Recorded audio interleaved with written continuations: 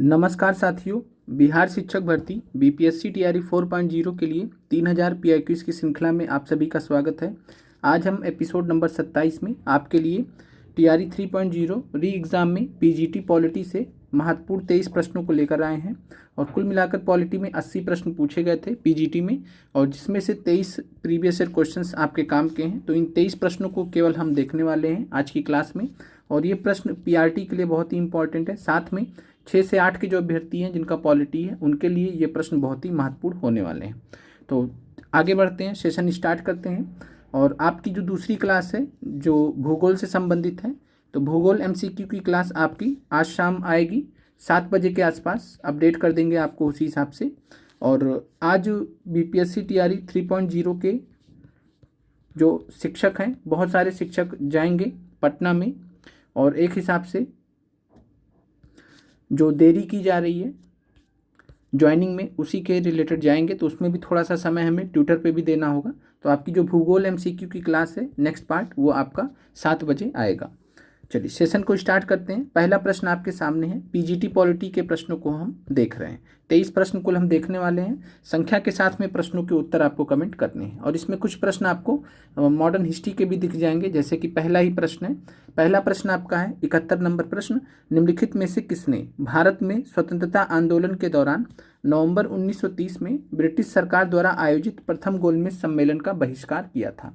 तो बताइएगा क्या आंसर होगा 71 नंबर प्रश्न का।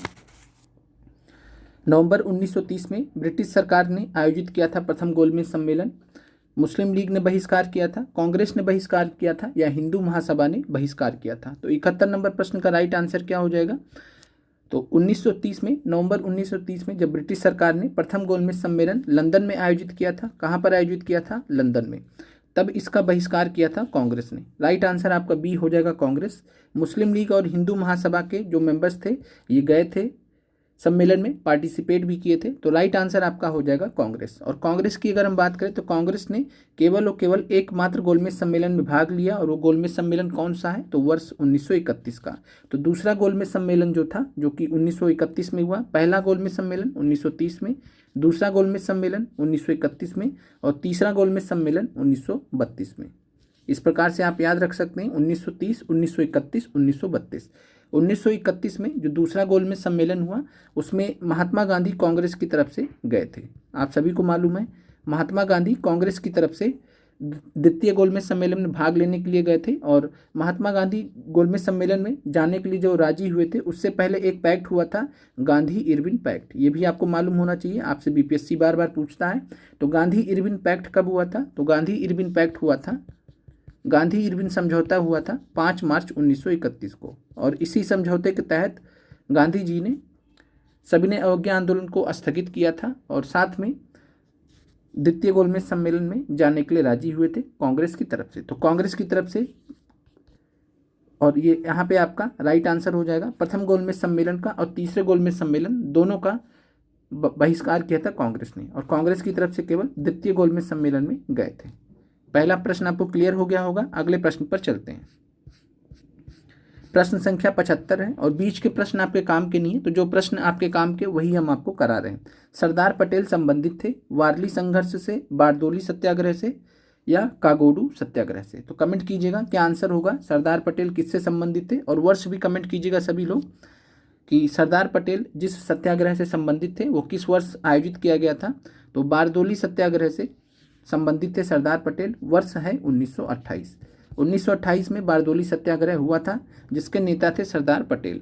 और वल्लभ भाई पटेल को बारदोली सत्याग्रह के दौरान ही सरदार की उपाधि मिली थी। सरदार की उपाधि दी किसने थी? तो ये भी आपको ध्यान रखना है, सरदार की उपाधि ध्यान रखिएगा, सरदार की उपाधि दी गई थी बारदोली की महिलाओं के द्वारा। तो बारदोली की जो महिलाएं थी उन्होंने सरदार की उपाधि दी थी। सरदार का मतलब क्या होता है? सरदार का मतलब होता है नेता।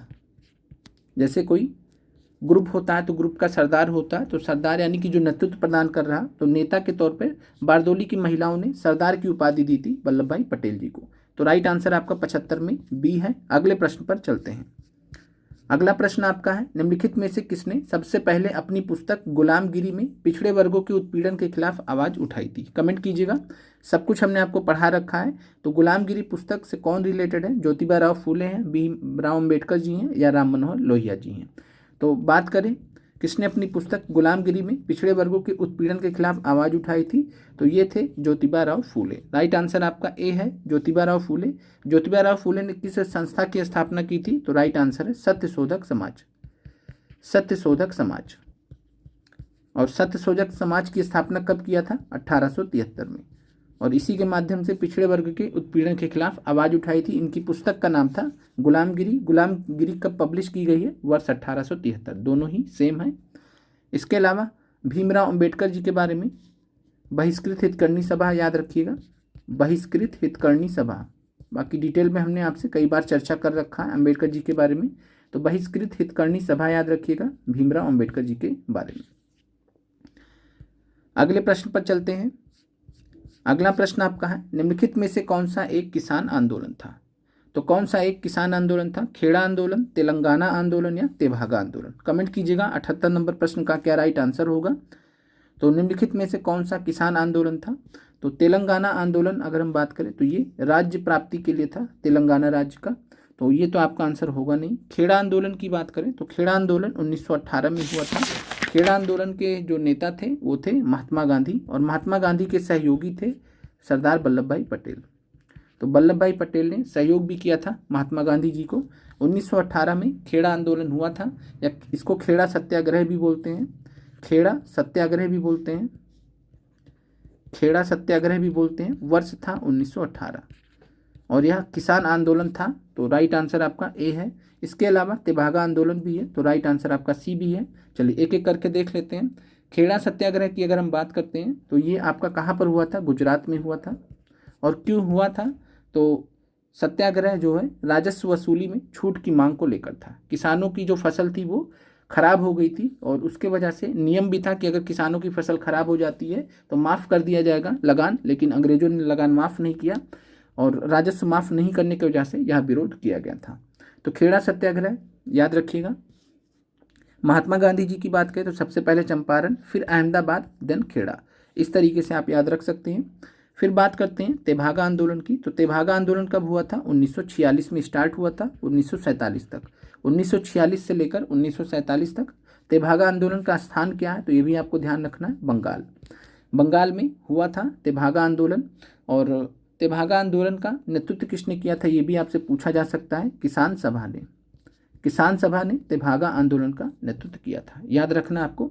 इसके अलावा तेभागा आंदोलन की बात करें तो तेभागा आंदोलन से आपका TRE 3 में 6 से 8 पॉलिटी में, हिस्ट्री पॉलिटी में पूछा गया था सवाल। तेभागा आंदोलन किस लिए था? तो तेभागा आंदोलन की मुख्य मांग क्या थी, ये आपसे पूछा गया था। तो याद रखिएगा तेभागा आंदोलन, देखिए नाम में ही है तेभागा। तेभागा का मतलब है 3 भाग। तेभागा का मतलब क्या है? 3 भाग। यानी कि यहाँ पर डिमांड थी कि जो फसल का जो है 1/2 हिस्सा ले रहे थे जमींदार जो अपना राजस्व वसूल रहे थे 1/2 ले रहे थे। तो ये मांग की गई कि 1/2 की जगह पे 1/3 लिया जाए। जमींदारों की जगह पे जो 50% लिया जा रहा है इसको 33% लिया जाए। तो 1/2 जो जमींदार हिस्सेदारी ले रहे थे फसल में वो घटाकर 1/3 कर दिया जाए। इसीलिए इस आंदोलन का नाम ही तेभागा आंदोलन रखा गया। उम्मीद करते हैं ये प्रश्न आपको क्लियर हो गया होगा। ए और सी यहाँ पर सही है। राइट आंसर आपका उपयुक्त में से एक से अधिक है।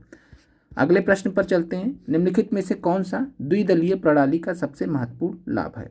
तो आपको बताना है कि द्विदलीय प्रणाली, 2 पार्टी सिस्टम, अगर मान लीजिए कि भारत में 2 पार्टी सिस्टम हो जाए तो क्या होगा?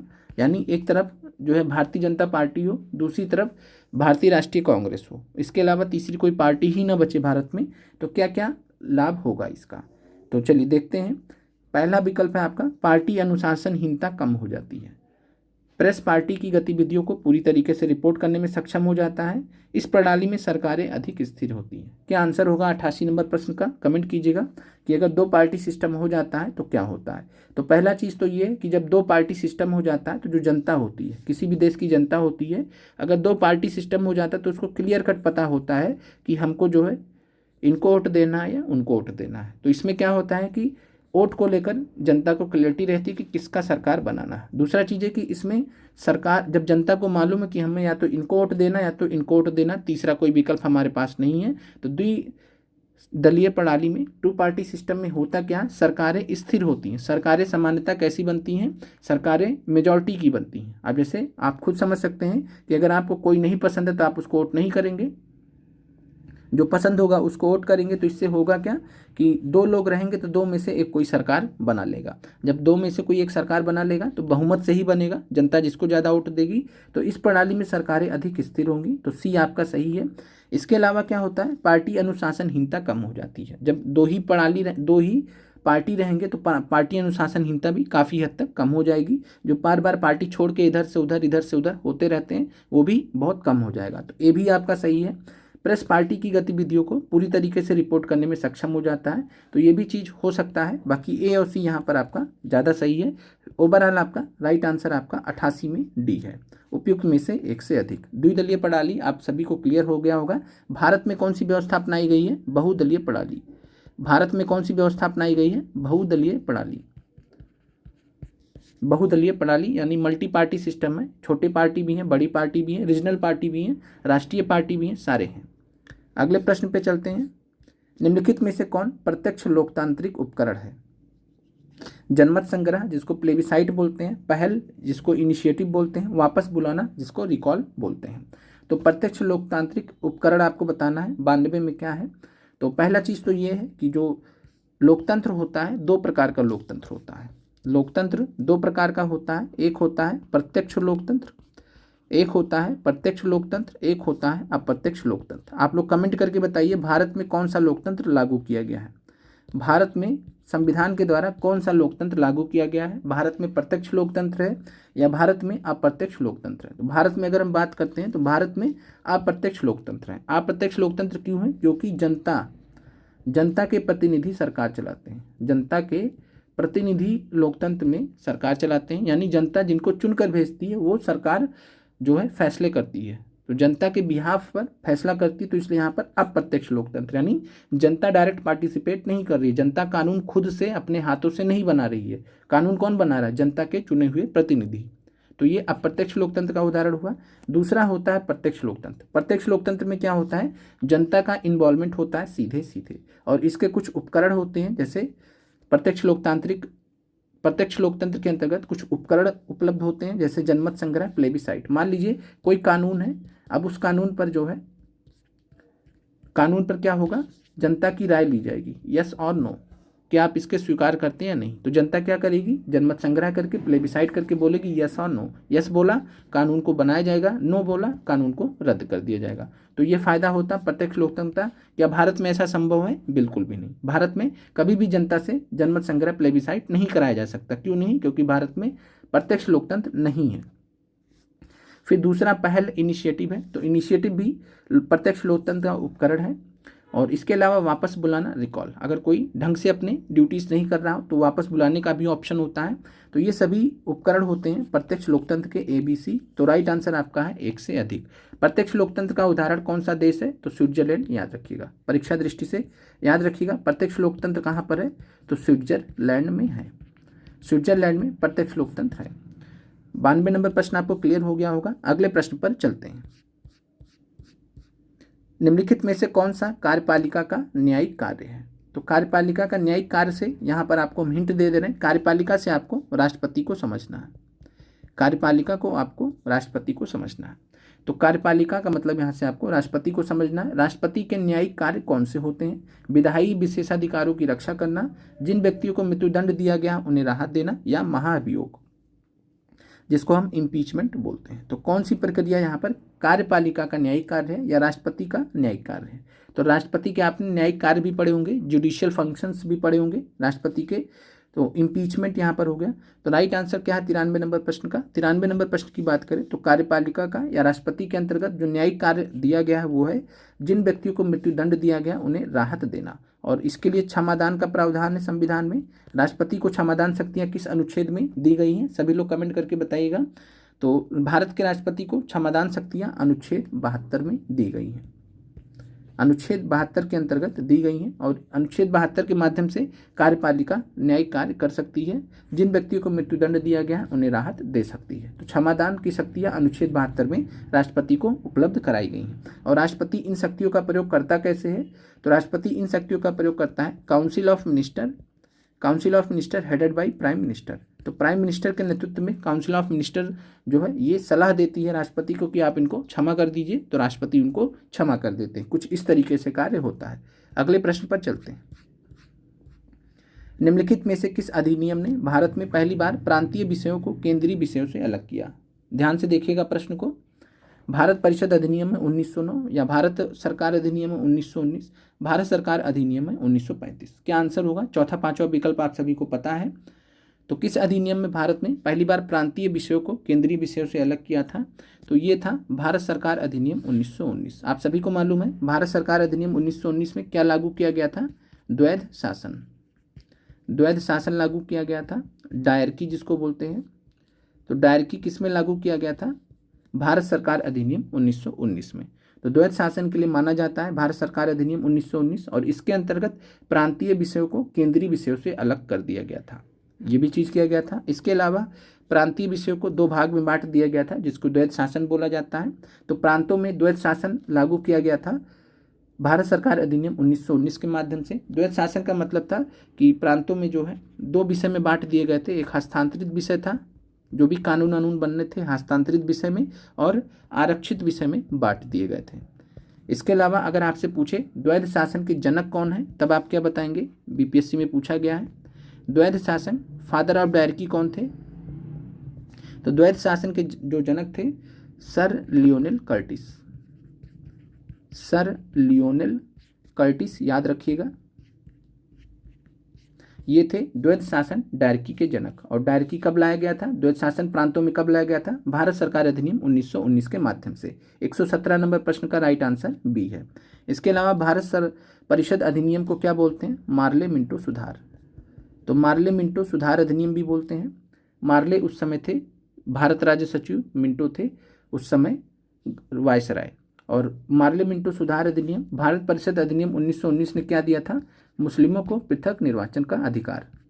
तो मुस्लिमों को पृथक निर्वाचन का, सेपरेट इलेक्टोरेट का यहाँ पर दिया था 1909 में। 1919 को हम मॉन्टेग्यू चेम्सफोर्ड रिफॉर्म्स भी कहते हैं, मॉन्टेग्यू चेम्सफोर्ड सुधार भी कहते हैं। मॉन्टेग्यू उस समय थे भारत राज्य सचिव, चेम्सफोर्ड थे भारत के वायसराय। इसके अलावा भारत सरकार अधिनियम की बात करें तो भारत सरकार अधिनियम के बारे में हम अलग से डिटेल में चर्चा करेंगे, सबसे कम्प्रीहेंसिव था। तो राइट आंसर आपका 117 में बी है, भारत सरकार अधिनियम 1919। अगले प्रश्न पर चलते हैं।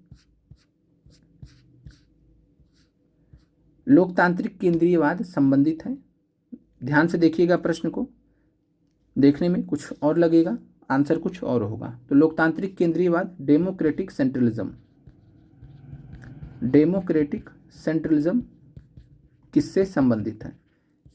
तो डेमोक्रेटिक सेंट्रलिज्म, लोकतांत्रिक केंद्रीयवाद जयप्रकाश नारायण से संबंधित है, सुहार्टो से संबंधित है, या जवाहरलाल नेहरू जी से संबंधित है। तो लोकतांत्रिक सेंट्रलिज्म, लोकतांत्रिक केंद्रीयवाद की बात करें तो ये साम्यवादी राजनीतिक प्रणाली को दर्शाता है। ये आपको याद रखना है, साम्यवादी राजनीतिक प्रणाली को दर्शाता है।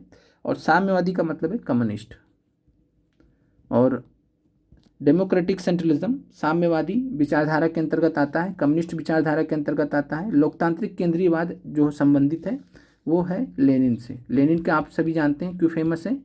तो लेनिन से संबंधित है, रूस के जो नायक थे लेनिन से ये संबंधित है। तो राइट आंसर आपका 118 में नन ऑफ दिस हो जाएगा। अगले प्रश्न पे चलते हैं। राष्ट्रीय मानवाधिकार आयोग एक संवैधानिक निकाय है, वैधानिक निकाय या कार्यकारी निकाय? कमेंट कीजिएगा। 120 नंबर प्रश्न एनसीईआरटी से लिया गया है आपका। राष्ट्रीय मानवाधिकार आयोग नेशनल ह्यूमन राइट्स कमीशन कैसी बॉडी है? तो नेशनल ह्यूमन राइट्स कमीशन की बात करें तो protection of human rights act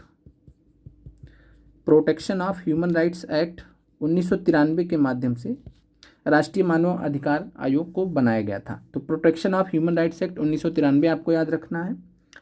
और चूंकि कानून से जब कोई आयोग बनता है तो उसको हम वैधानिक निकाय बोलते हैं। लेजिस्लेटिव बॉडी बोलते हैं। तो राइट आंसर आपका हो जाएगा बी, या स्टेचुरी बॉडी बोलते हैं।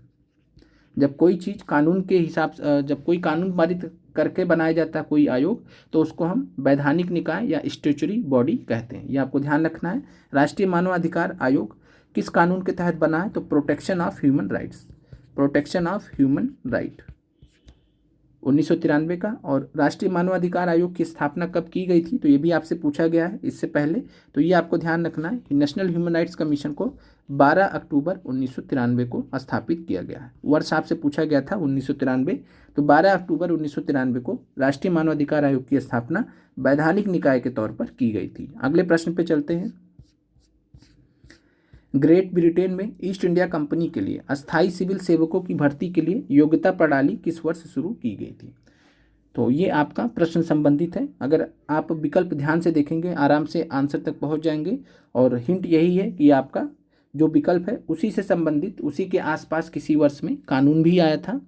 तो ग्रेट ब्रिटेन में ईस्ट इंडिया कंपनी के लिए अस्थायी सिविल सेवकों की भर्ती के लिए योग्यता प्रणाली की अगर हम बात करें तो सबसे पहले 1833 के चार्टर एक्ट में प्रावधान किया गया था। कोशिश की गई थी लेकिन उसको स्वीकार नहीं किया गया था। अंततः 1853 में अलाउ किया गया था। तो 1853 का जो चार्टर एक्ट है, 1853 का जो चार्टर एक्ट है उसने ग्रेट ब्रिटेन में ईस्ट इंडिया कंपनी के लिए अस्थायी सिविल सेवकों की भर्ती के लिए योग्यता प्रणाली शुरू की थी। तो 1853 के चार्टर एक्ट के माध्यम से यह सुनिश्चित किया गया था। अगर 1853 के एक्ट के माध्यम से सुनिश्चित किया गया था तो कब किया गया होगा? 1855 में। आप इस तरीके से आंसर तक पहुंच सकते थे। 1822 हो नहीं सकता, 1853 से बहुत दूर है। 1887 तो बहुत आगे चला गया। तो राइट आंसर है आपका 1853 के चार्टर एक्ट के माध्यम से वर्ष 1855 में ग्रेट ब्रिटेन में ईस्ट इंडिया कंपनी के लिए अस्थायी सिविल सेवकों की भर्ती के लिए योग्यता प्रणाली शुरू की गई थी। अगले प्रश्न पे चलते हैं। भारतीय संसद बजट के ऑडिट पर किसके द्वारा नियंत्रण रखती है? लोक लेखा समिति के द्वारा, पब्लिक अकाउंट कमेटी के द्वारा, लेख परीक्षा समिति द्वारा, या प्राक्कलन समिति द्वारा, एस्टीमेट्स कमेटी के द्वारा? तो क्या आंसर होगा 128 नंबर प्रश्न का? तो भारतीय संसद जो होता है बजट के ऑडिट पर कि क्या बजट आ रहा है क्या जा रहा है, उस पर जो नियंत्रण रखती है वो लोक लेखा समिति के माध्यम से रखती है, जिसको हम पब्लिक अकाउंट कमेटी बोलते हैं। पब्लिक अकाउंट कमेटी जांचती है कि जो भी जो है ऑडिट वगैरह हो रहा है सही तरीके से हो रहा है नहीं हो रहा है। और पीएससी की बात करें तो इसमें कुल 22 सदस्य होते हैं, ये आपको याद रखना परीक्षा दृष्टि से। लोक लेखा समिति में, पब्लिक अकाउंट्स कमेटी में 22 सदस्य होते हैं, जिसमें 15 लोकसभा से होते हैं और 7 राज्यसभा से होते हैं। तो 15 लोकसभा से, 7 राज्यसभा से, इस तरीके से आपको याद रखना है लोक लेखा समिति में। इसके अलावा जो है संसद की सबसे बड़ी समिति कौन सी है? तो वो है प्राक्कलन समिति। प्राक्कलन समिति की अगर हम बात करें तो इसमें कुल 30 सदस्य होते हैं। कितने सदस्य होते हैं? 30 सदस्य होते हैं। और प्राक्कलन समिति में केवल और केवल लोकसभा से सदस्य होते हैं। तो लोकसभा के सदस्यों से निर्मित होती है 30 सदस्यों से प्राक्कलन समिति। तो याद रखना है प्राक्कलन समिति सबसे बड़ी जो संसद की सबसे बड़ी समिति है और इसमें केवल और केवल लोकसभा के सदस्य होते हैं। टोटल 30 सदस्य होते हैं। और लोक लेखा समिति की बात करें तो ये आपका आंसर है इस प्रश्न का, और इसमें कुल 22 सदस्य होते हैं। और इसका काम होता है भारतीय संसद बजट के ऑडिट पर नियंत्रण करना, क्या खर्चे वगैरह हो रहे हैं उन पर ध्यान देना। राइट आंसर आपका 128 में ए है। अगला प्रश्न है, निम्नलिखित में से किसकी सिफारिश के अलावा कोई भी धन विधेयक संसद में पेश नहीं किया जा सकता? ध्यान से देखिएगा प्रश्न को। किसकी सिफारिश के अलावा कोई भी धन विधेयक संसद में पेश नहीं किया जा सकता, माने किसकी सिफारिश से धन विधेयक संसद में पेश किया जाता है, ये आपसे पूछा जा रहा है। तो किसकी सिफारिश से धन विधेयक संसद में पेश किया जाता है? प्रधानमंत्री के, लोकसभा अध्यक्ष के, या वित्त मंत्री के? तो हमने आपको पढ़ा रखा है कि धन विधेयक संसद में जो पेश किया जाता है वो किसकी सिफारिश से पेश किया जाता है? तो राष्ट्रपति की सिफारिश से। तो राष्ट्रपति की पूर्व सहमति से। तो राष्ट्रपति की पूर्व संस्तुति के आधार पर पेश किया जाता है। तो राइट आंसर यहाँ पर आपका राष्ट्रपति होगा। और किस सदन में पेश किया जाता है धन विधेयक को? तो धन विधेयक को केवल और केवल लोकसभा में, केवल और केवल लोकसभा में पेश किया जाता है। केवल और केवल लोकसभा में पेश किया जाता है। धन विधेयक के अंतर्गत क्या क्या आता है? तो करारोपण मेनली आता है। करारोपण यानी अगर कोई टैक्स लगाना है या फिर जो है कर हटाना हो, कोई कर हटाना हो तो सिंपली ऐसे समझ सकते हैं, टैक्स लगाना हो, टैक्स हटाना हो, तो ये सारी चीज़ें धन विधेयक में जाती हैं। धन विधेयक संविधान के किस अनुच्छेद में बात किया गया है धन विधेयक के बारे में? तो धन विधेयक मनी बिल के बारे में अनुच्छेद 110 में बात किया गया है, अनुच्छेद 110 में बात किया गया है। तो राइट आंसर आपका यहाँ पर इस प्रश्न का क्या हो जाएगा? 129 का नन ऑफ दिस, 129 में उपयुक्त में से कोई नहीं। अगले प्रश्न पे चलते हैं। मंडल पंचायत योजना की सिफारिश किसके द्वारा की गई थी? ध्यान से देखिएगा प्रश्न को। मंडल पंचायत योजना की सिफारिश किसके द्वारा की गई थी? अब यहाँ पर पंचायत शब्द से आपने समझ लिया, पंचायत शब्द से आपने ये समझा कि पंचायत राज व्यवस्था से संबंधित जो समितियां आई होंगी वही कोई आंसर होगा। बलवंत राय मेहता की बात करें तो 1957 में आई थी, ये पहली समिति थी पंचायत राज व्यवस्था पे। बलवंत राय मेहता ने 3 स्तरीय पंचायत की बात की थी, 3 स्तरीय पंचायत व्यवस्था की बात की थी, और इन्हीं की सिफारिशों पर 1959 में सबसे पहले जो है राजस्थान के नागौर जिले में लागू भी किया गया था पंचायती राज 1959 में। बलवंत राय मेहता 1957 में आए थे, 3 स्तरीय बात इन्होंने की थी।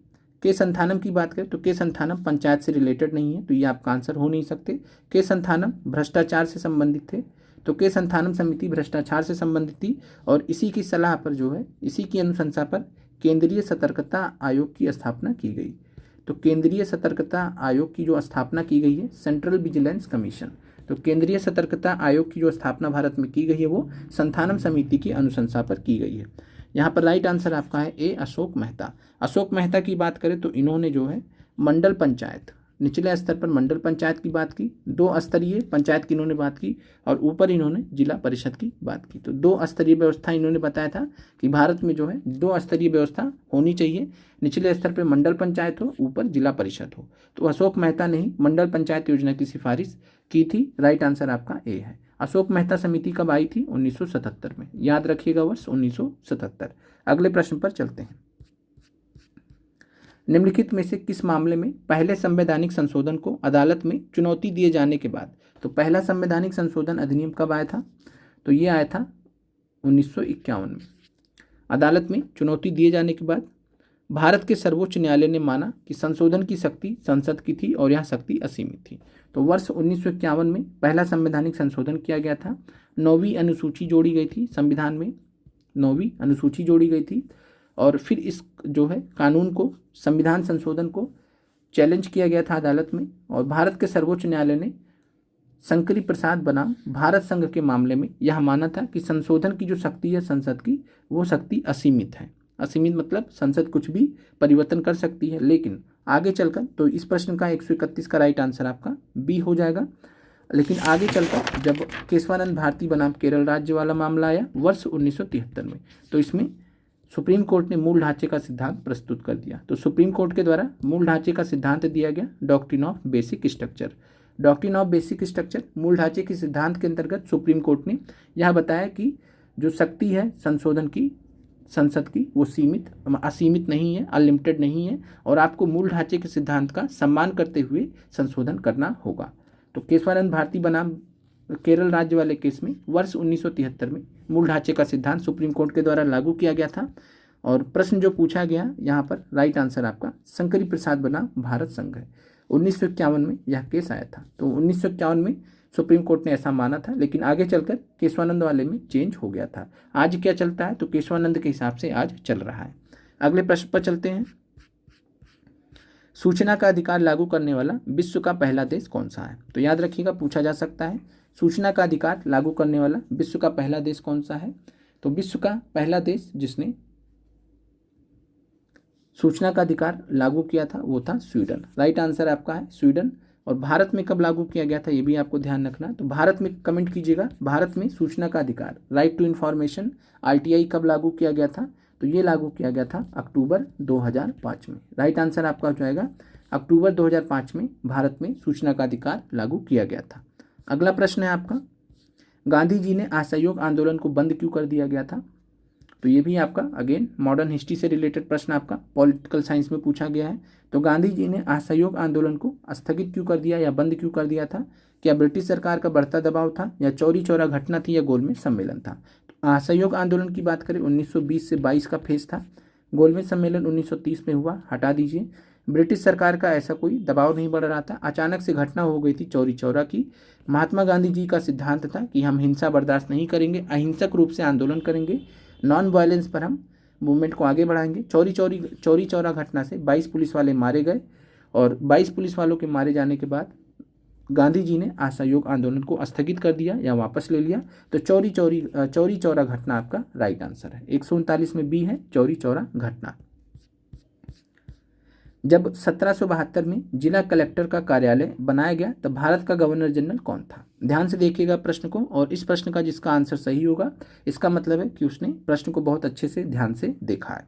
तो जब 1772 में जिला कलेक्टर का कार्यालय बनाया गया तब भारत के गवर्नर जनरल कौन थे? वारेन हेस्टिंग्स थे, लॉर्ड कर्जन थे, लॉर्ड मिंटो थे, उपयुक्त में से एक से अधिक या नन ऑफ दिस। क्या आंसर होगा 141 नंबर प्रश्न का? चलिए आते हैं प्रश्न पर। तो पहला चीज़ तो आपको ये ध्यान रखना है कि जिला कलेक्टर का कार्यालय किसके समय में बनाया गया है? तो वर्ष था 1772। किसके समय में जिला कलेक्टर का कार्यालय बनाया गया ये आपसे पूछा जा सकता है, तो आंसर है वारेन हेस्टिंग्स। पहला चीज़ आप ये नोट कर लीजिएगा कि वारेन हेस्टिंग्स के समय में 1772 में जिला कलेक्टर का कार्यालय बनाया गया था। चूंकि यहाँ पर प्रश्न आपसे पूछा गया भारत का गवर्नर जनरल कौन था, भारत का गवर्नर जनरल कौन था, और आप सभी को मालूम है कि वारेन हेस्टिंग्स 1772 में क्या भारत के गवर्नर जनरल थे? नहीं थे। लॉर्ड कर्जन नहीं थे। भारत का गवर्नर जनरल एग्जिस्ट ही नहीं कर रहा था। तो इसका मतलब क्या हो गया कि जो है ये प्रश्न एक हिसाब से त्रुटिपूर्ण है, लेकिन चूंकि बीपीएससी कभी गलत नहीं हो सकता, तो इसलिए इस प्रश्न का बीपीएससी ने क्या आंसर माना है? Right answer none of this. तो भारत का गवर्नर जनरल तो होगा नहीं, ये चीज़ आपको क्लियर हो गया होगा। तो राइट आंसर आपका नन ऑफ दिस है। और परीक्षा दृष्टि से आपको क्या याद रखना है? परीक्षा दृष्टि से आपको याद रखना है कि तो इस प्रश्न का आपको उत्तर क्लियर हो गया होगा, नन ऑफ दिस क्यों होगा।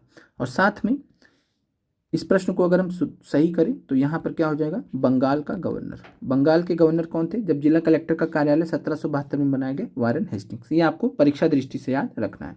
उम्मीद करते हैं 141 नंबर प्रश्न आपको क्लियर हो गया होगा। Right answer none of these है। अगले प्रश्न पे चलते हैं। नए राज्यों के बनाने के संबंध में संविधान में संशोधन के लिए आवश्यकता होगी। तो ये भी हमने आपसे चर्चा कर रखा है पॉलिटी की क्लास में। तो नए राज्यों को बनाने के संबंध में संविधान में संशोधन के लिए आवश्यकता दोहरे बहुमत की होती है, 2/3 बहुमत की होती है, या साधारण बहुमत की होती है। तो नए राज्य को बनाने का जो बात करें तो अनुच्छेद नंबर 2 और 3 में नए राज्य से संबंधित प्रावधान है, और अनुच्छेद नंबर 4 में बताया गया है कि जो भी नए राज्य वगैरह बनेंगे वो साधारण बहुमत से बनेंगे। तो राइट आंसर आपका सी है। तो 143 नंबर प्रश्न का राइट आंसर सी है। साधारण बहुमत के आधार पर नए राज्यों को बनाया जा सकता है। अगला प्रश्न है, भारत के संविधान के किस अनुच्छेद के तहत सर्वोच्च न्यायालय अपने विवेक से भारत में किसी भी अदालत या न्यायाधिकरण द्वारा किसी फैसले के खिलाफ अपील करने के लिए विशेष अनुमति दे सकता है? एलिमिनेशन पे ये प्रश्न आप आराम से सॉल्व कर ले जाएंगे। जो अभ्यर्थी एलिमिनेशन लगाएगा इस प्रश्न में तुरंत आंसर पे पहुंचेगा। एलिमिनेशन लगा दीजिए सभी लोग। चलिए, अनुच्छेद 32 किससे संबंधित है? संवैधानिक उपचारों के अधिकार से। इसके माध्यम से अगर किसी नागरिक का अगर उल्लंघन होता है मूलभूत अधिकार का तो वो सुप्रीम कोर्ट में जा सकता है। तो क्या इससे रिलेटेड है ये? बिल्कुल नहीं। तो इसका मतलब 32 हटा दीजिए। 226 क्या है? 226 क्या है? हाई कोर्ट से रिलेटेड है। सेम चीज़ लगभग हाई कोर्ट से रिलेटेड है। और मूलभूत अधिकार के अलावा अगर आपके लीगल राइट्स भी वायलेट हो रहे तो भी आप यहाँ पर जा सकते हैं 226 के तहत। तो 226 भी नहीं होगा। आंसर क्या हो गया? 136। देखिए आराम से एलिमिनेट करके आप पहुँच गए। आपने पढ़ा भी नहीं होगा कहीं, लेकिन एलिमिनेट करके आप आंसर तक पहुँच गए। तो 136 के अंतर्गत सर्वोच्च न्यायालय अपने विवेक से भारत के किसी भी अदालत या न्यायाधिकरण द्वारा किसी फैसले के खिलाफ अपील करने के लिए विशेष अनुमति दे सकता है। राइट आंसर आपका ए है, 136 अनुच्छेद के द्वारा। चलिए अगले प्रश्न पे चलते हैं। कानून के शासन का सिद्धांत किसके द्वारा प्रतिपादित किया गया? ये सभी को मालूम होना चाहिए। Rule of law. भारत में कानून के शासन को लिया गया है। रूल ऑफ लॉ कहाँ से लिया गया? इंग्लैंड से। और इंग्लैंड में किन महोदय ने रूल ऑफ लॉ कानून के शासन का सिद्धांत प्रतिपादित किया था, दिया था? तो ये थे लॉर्ड डाइसी। तो याद रखिएगा लॉर्ड डाइसी थे, और लॉर्ड डाइसी ने कानून के शासन का सिद्धांत रूल ऑफ लॉ दिया था। अगले प्रश्न पे चलते हैं। निम्नलिखित में से किसने 1929 में खुदाई खिदमतगार का आयोजन किया था? तो खुदाई खिदमतगार का आयोजन किसने किया था? और इनकी संस्था को लाल कुर्ती के नाम से भी जानते थे, रेड शर्ट के नाम से भी जानते थे।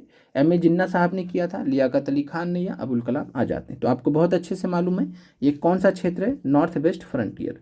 तो नॉर्थ वेस्ट फ्रंटियर वाले क्षेत्र में वर्ष 1929 में खुदाई खिदमतगार का आयोजन किया था। किसने किया था? खान अब्दुल गफ्फार खान ने। खान अब्दुल गफ्फार खान ने। तो खान अब्दुल गफ्फार खान आपका राइट आंसर हो जाएगा। खान अब्दुल गफ्फार खान को किस नाम से जाना जाता था? तो खान अब्दुल गफ्फार खान को सीमांत गांधी के नाम से जाना जाता था। फ्रंटियर गांधी या सीमांत गांधी, उत्तर पश्चिम सीमांत पर वाले क्षेत्र में रहते थे, तो सीमांत गांधी के नाम से, फ्रंटियर गांधी के नाम से जाना जाता था खान अब्दुल गफ्फार खान को। राइट आंसर आपका खान अब्दुल गफ्फार खान होंगे, विकल्प में नहीं दिया गया, तो इसलिए आपका राइट आंसर हो जाएगा नन ऑफ दिस। बार बार हम आपसे बोल रहे हैं जो प्रश्न आसान होते हैं बीपीएससी उसका आंसर नन ऑफ दिस पकड़ा देता है, इसीलिए ताकि आप एक बार में गलती कर जाएं। कई बार होता है कि आपको प्रश्न पता होता है लेकिन फिर भी आप सोचते हैं कि इन्हीं तीनों विकल्प में से कोई आंसर होगा, वहाँ पे आप गलत कर जाते हैं, और ज़्यादातर अभ्यर्थियों के साथ में ऐसा होता है। तो इस चीज़ को आपको ध्यान रखना है। 149 नंबर प्रश्न है, निवारक निरोध कानून के तहत किसे गिरफ्तार किया जा सकता है?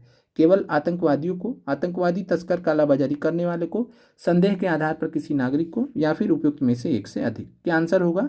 निवारक निरोध कानून, प्रिवेंटिव डिटेंशन एक्ट के तहत किसे गिरफ्तार किया जा सकता है? तो आतंकवादियों की अगर हम बात करें तो आतंकवादियों को यूएपीए के तहत, अनलॉफुल एक्टिविटीज़ प्रिवेंशन एक्ट के तहत, यूएपीए एक्ट के तहत गिरफ्तार किया जाता है सामान्यतः। तो यहाँ पर आपका ये तो होगा नहीं, ये भी नहीं होगा, संदेह के आधार पर किसी नागरिक को। तो जो निवारक निरोध कानून है, प्रिवेंटिव डिटेंशन एक्ट है, ये लागू होता है संदेह के आधार पर किसी नागरिक को। और इसके अलावा आपको ध्यान रखना है कि निवारक निरोध कानून के तहत गिरफ्तार किए गए व्यक्तियों को संरक्षण किस अनुच्छेद के माध्यम से प्रदान किया जाता है? मान लीजिए आप ही हैं भारत के नागरिक और आपको संदेह के आधार पर, यानी कि आपके ऊपर संदेह कि आप किसी का काम तमाम कर सकते हैं, तो आपको संदेह के आधार पर गिरफ्तार कर लिया गया, तो आपको संविधान का कौन सा अनुच्छेद आपको संरक्षण प्रदान करेगा? अगर मान लीजिए आपको गिरफ्तार कर लिया गया तो निवारक निरोध कानून से संरक्षण प्रदान करने वाला भारतीय संविधान में कौन सा अनुच्छेद है? तो याद रखिएगा अनुच्छेद 22। अनुच्छेद 22 के माध्यम से आपको संरक्षण प्रदान किया जाएगा, यानी आपको गलत तरीके से जो है पकड़ा नहीं जाएगा।